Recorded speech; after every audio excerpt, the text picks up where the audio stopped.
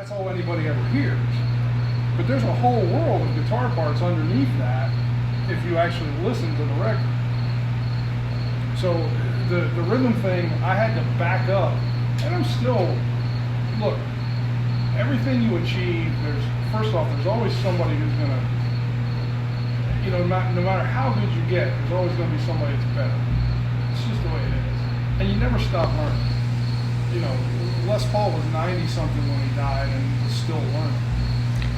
He referred to the guitar as a defiant instrument, because when you think you know it, there's all this other stuff that just comes into it that yeah, and like if you want something that'll, whether you like the style of music, but like, if you get with the right bunch of jazz guys, or you get with the right bunch of Texas swing players, that shit will blow your mind.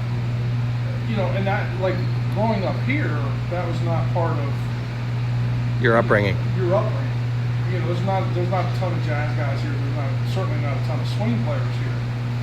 But like, I know swing players in town that are just ridiculous. And you just go, wow, where does that come from? But then again, that's what they grew up with. When you live in Texas, you grow up with Bob Wills. You grow up with swing music. So to them, that's as normal as what maybe rock and roll or country rock was here.